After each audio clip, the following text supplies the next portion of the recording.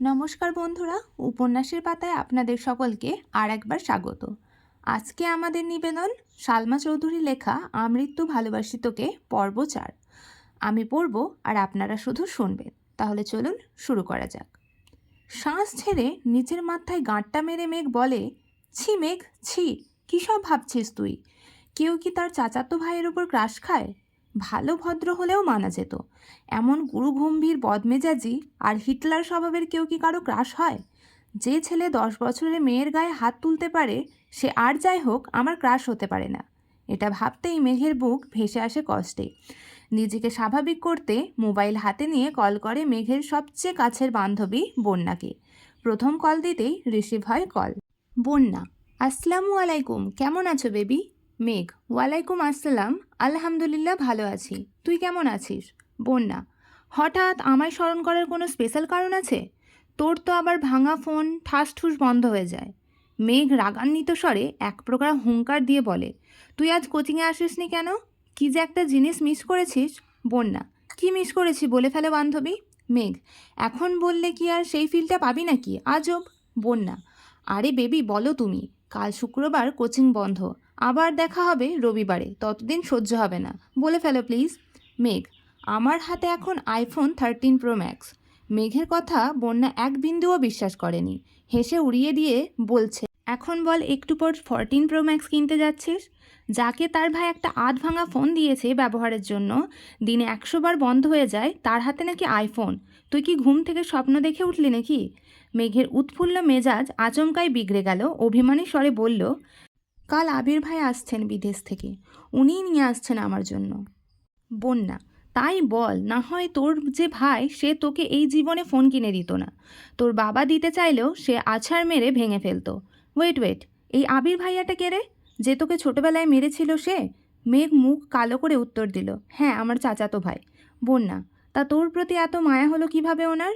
মেঘ: জানি না, শোন তোকে কি বলি। বন্যা: হ্যাঁ বল।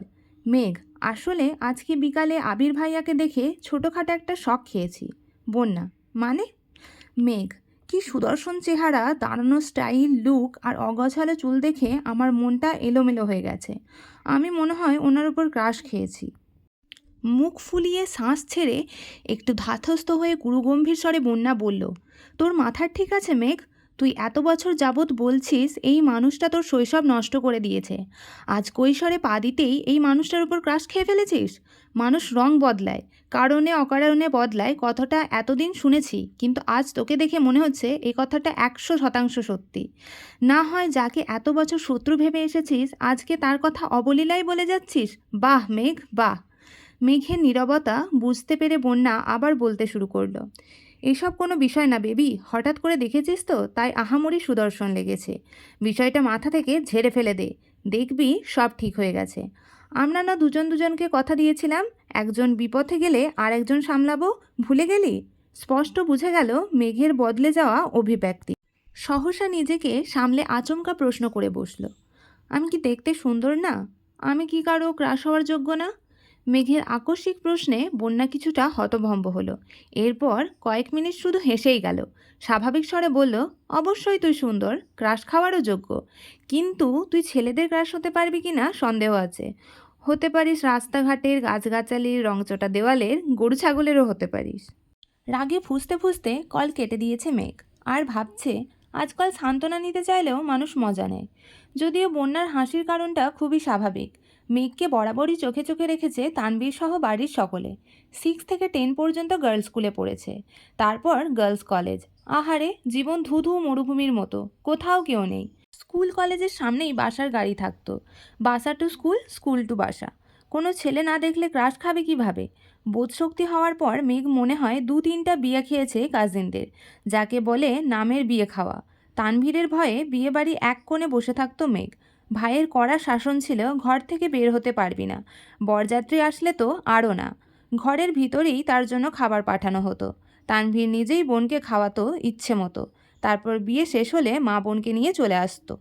গায়ে হলুদে নাচ গান গাওয়া, এমনকি মেহেদিও দিতে পারেনি কখনো। এই কষ্টে এখন আর মেঘ কারোর বিয়েতেই যায় না। এতে তানভীর মনে হয় হাঁপ ছেড়ে বেঁচেছে। মেঘের এই সাদা কালো জীবনের কথা শুনলে বন্যা কোনো পৃথিবীর সব মানুষই হাসবে। জীবনটা তার তেজপাতা হয়ে গেছে। মাঝে মাঝে ভাবে এই বাড়িতে জন্মানোটা কি খুব দরকার ছিল। কয়েকবার বন্যা কল ব্যাক করেছে। নিজের জীবনের হতাশার জন্য মেঘ আর কল রিসিভই করেনি। বান্ধবীকে রাগ দেখিয়ে কি হবে? জীবন যেখানে যেমন তা মানতেই হবে। মেঘের বেস্ট ফ্রেন্ড হওয়ার খেসারত দিতে হচ্ছে বন্যাকেও। মেঘের সাথে সাথে বন্যাকেও চোখে চোখে রাখে তানভীর। কথায় আছে, সঙ্গ দোষে লোহা ভাসে। সঙ্গ খারাপ হলে মেঘও খারাপ হবে। তাই সব সময় বন্যার পিছনে লোক লাগিয়ে রাখে। শুধু বন্যাই না, আরও দুজন বান্ধবী আছে মেঘের। একজন পাখি আর একজন মায়া। ওদেরকেও নজরে রাখে তানভীর। বোনকে সব দিক থেকে প্রোটেক্ট করাই যেন তার প্রথম এবং প্রধান কাজ। আবির বিকাল থেকে ঘুমাচ্ছে। সন্ধে 7টায় ঘুম ভাঙে আদির ডাকে। নিচে আবিরের আব্বু আর মেঘের আব্বু বসে আছেন। আবিরের বাইক কেনার কথা শুনেই তাড়াতাড়ি চলে এসেছেন অফিস থেকে। আবির ঘুম থেকে উঠে চোখে মুখে পানি দিয়ে টাওয়েল নিয়ে কোনো রকমে মুখটা মুছে তৎক্ষণাৎ রুম থেকে বের হয়।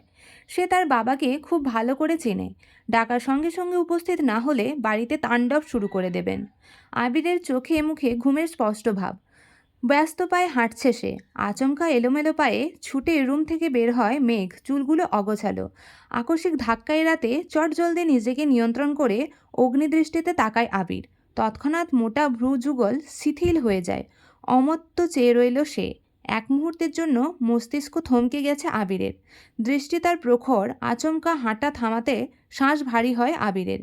কালো জামা পরিহিতা এক ললনার দিকে দৃষ্টি পড়ে। আপাদমস্তক দেখল একবার। কালো জামাতে যাকে অপসরার ন্যায় লাগছে।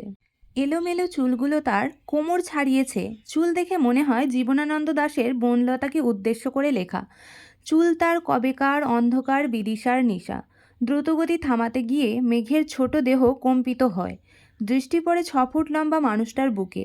মেঘ মুখ তুলে তাকায় সেই মানুষটার চেহারার পানে। আবিরের চোখের দিকে বিস্ময়াভূতি নয়নে তাকিয়ে আছে মেঘ। পলকও পড়ছে না একটিবার। আবিরের চোখে মুখে ছিটানো পানির ঝাপটায় এলোমেলো চুলগুলো থেকে চুইয়ে চুইয়ে পানি পড়ছে, যা তার পরনের সাদা টি শার্ট অল্প স্বল্প ভিজিয়ে দিচ্ছে। সেদিকে খেয়াল নেই আবিরের। আবির কয়েক সেকেন্ড স্তব্ধ থেকে হঠাৎ চোখ সরিয়ে পুনরায় রুদ্রমূর্তি ধারণ করে বসে। হাঁটা দেয় সিঁড়ির দিকে। পিছন থেকে অষ্টাদশীর কোমল কণ্ঠে ডাক শুনে থমকে দাঁড়ায় আবির। তবে পিছনে তাকানোর প্রয়োজন মনে করেনি সে। মেঘ ভয়ার্ত কণ্ঠে বলে, থ্যাংক ইউ আবির ভাই। আবির শুনল কি না কে জানে।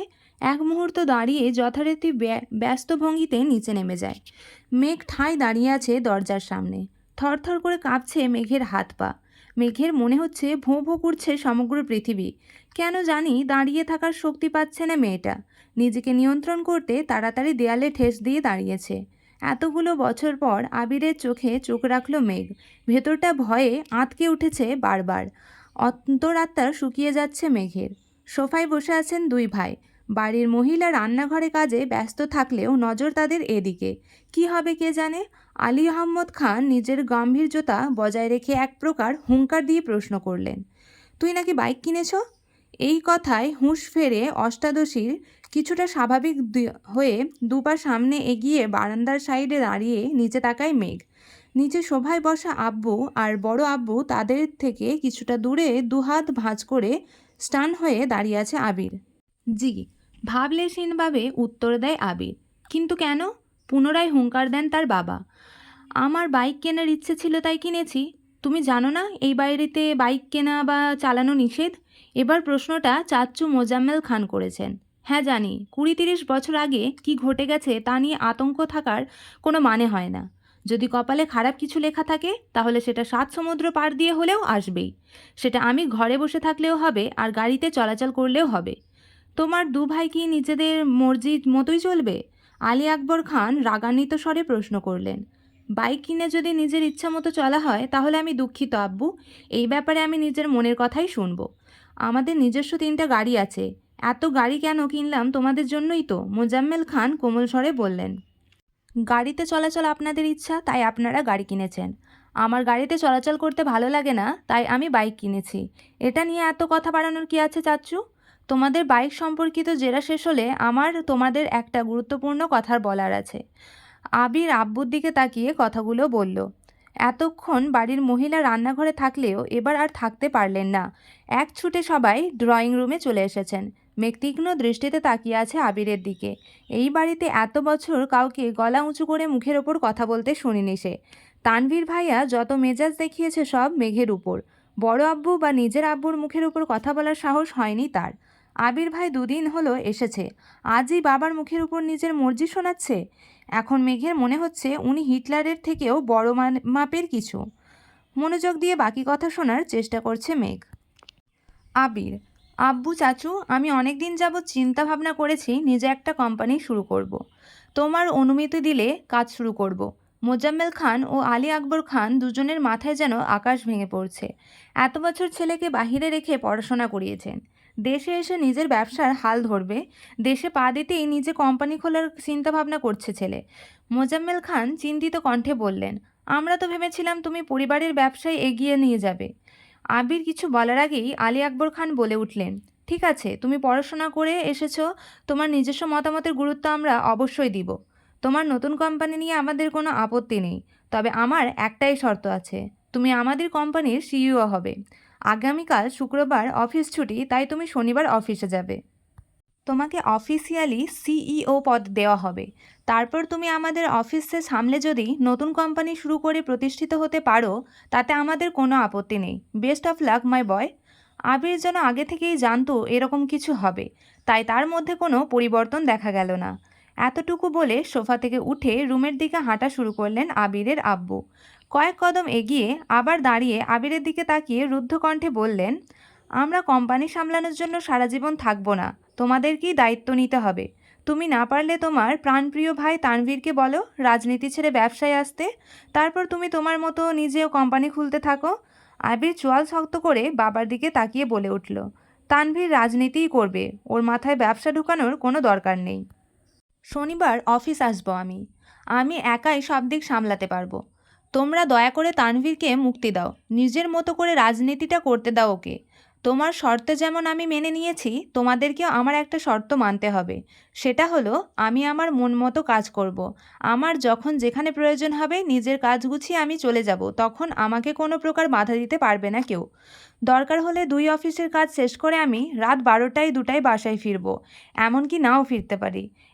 এতে তোমাদের যেন মাথা ব্যথা না হয়। একদমে কথাগুলো বলে কোন দিকে না তাকিয়ে দ্রুত পায়ে বাসা থেকে বের হয়ে যায় আবির। আলী আহমদ খান কয়েক মুহূর্ত দাঁড়িয়ে কোনো কথা না বলে রুমের দিকে হাঁটা দেন। পিনপতন নীরবতা বাড়িতে সোফায় বসে আছেন মোজাম্মেল খান। কাছেই 3 জাহা একজন আরেকজনের দিকে তাকাচ্ছে বারবার। তাদের আবিরের প্রতি পূর্ণ বিশ্বাস আছে, কিন্তু সমস্যা হচ্ছে বাহিরের দুনিয়া সামলাতে গিয়ে নিজের প্রতিই না যত্নহীন হয়ে যায় ছেলেটা। এটাই তাদের চিন্তার বিষয়। নিচে উপস্থিত মানুষগুলির মধ্যে চিন্তার ছাপ দেখা গেলেও উপরে দাঁড়িয়ে এক প্রকার বিনোদন উপভোগ করছিল মেঘ। যেই বড় আব্বুর কথার উপর কারোর কথা চলে না, আজ ওনার সাথে টক্কর দেওয়ার মানুষ এসেছে। বাবা ছেলে কি শর্তটাই না দিচ্ছে, যেমন বাবা তেমন ছেলে। এসব ভেবেই হাসি পাচ্ছে মেঘের। হঠাৎ করেই হাসিটা গায়েব হয়ে মুখটা ভারী হয়ে গেল মেয়েটার, আর ফিসফিসিয়ে বলতে শুরু করলো, নিজে তো হিটলারের সাথে আমার ভাইটাকে বড় গুন্ডা বানাতে কি সুন্দর উৎসাহ দিচ্ছে। এত বছর ভাইয়ের জ্বালায় জীবন তেজপাতা, এখন আবার আরেকজন আবির্ভাব হলো। কপালটাই খারাপ আমার। এখন নিচে যাওয়ার পরিস্থিতি নেই, তাই বিড়বিড় করতে করতে রুমে ঢুকতে যাবে, হঠাৎ চোখে পড়ে আবির ভাই আর রুমের দিকে একরাশ হতাশা নিয়ে রুমে ঢুকে যায় মেঘ। বাবা মাকে ছেড়ে আলাদা রুমে থাকলে খুব স্বাধীনতা পাবে ভেবে নিচতলা থেকে উপরতলায় চলে এসেছিল মেঘ। আবির ভাই বিদেশ যাওয়াতে কোনো চিন্তাই ছিল না, কিন্তু মেঘ আসার 15 দিনের মাথায় তানভীরও মেঘের পাশের রুমে চলে আসে জিনিসপত্র নিয়ে। সিঁড়ি দিয়ে সোজা উঠতেই তানভীরের রুম। বোনকে পাহারা দিতেই মূলত এই রুমে আসা। তানভীর যতক্ষণ রুমে থাকে ততক্ষণ নিজের রুমের দরজাটা খুলে রাখে। মেঘ সিঁড়ি দিয়ে দৌড়ে উঠতে গেলেও ভাইয়ের কথা ভেবে আস্তে ধীরে ওঠানামা করে। বর্তমানে মেঘের অবস্থা নাজেহাল, কারণ তার একপাশে আবির ভাই এর রুম আর এক পাশে তানভীর ভাইয়ের। তানভীর ভাইয়ের পরের রুমটা মিমের জন্য ঠিকঠাক করা হচ্ছে। কিছুদিন পর থেকে মিমও উপরে থাকবে, কিন্তু তাতে কি, ভাইয়ের ঘর ডিঙিয়ে মিমের রুম পর্যন্ত যেতে পারবে কিনা সন্দেহ আছে। রাত 10টার উপর বাজে, সবাই খাওয়া দাওয়া শেষ করে যে যার রুমে চলে গেছে। আবির এখনও বাড়ি ফেরেনি। মালিহা খান সোফায় বসে অপেক্ষা করছেন ছেলের জন্য। 10-15 মিনিট পর বাড়িতে ঢুকলে আবির আর তানভীর। মাকে বসে থাকতে দেখে কিছুটা রাগান্বিত হলো ছেলে। আম্মু, তুমি আমার জন্য এভাবে রাত জেগে বসে থেকো না প্লিজ, আমি নিজের মতো করে খেয়ে নেব। তোর বউ আসলে আমি আর অপেক্ষা করব না তোর জন্য, সহসা উত্তর দিলেন মালিহা খান। বড় আম্মুর কথা শুনে সুয়র শব্দে হেসে উঠল তানভীর। আবির ঘাড় ঘুরিয়ে তাকায় তানভীরের দিকে। সঙ্গে সঙ্গে তানভীর হাসি থামিয়ে ফেলে। নিঃশব্দে হাসছে সে। তানভীর বরাবরই ভীতু প্রকৃতির। বাইরে যতই শক্তপোক্ত থাকুক না কেন, বাবা, চাচা আর ভাইয়ের সামনে সে যেন ভেজা বিড়াল। এতদিন যত কাজই থাকতো, ছেলেটা 8টা-9টার মধ্যে বাড়ি এসে সবার সাথে খেতে বসতো।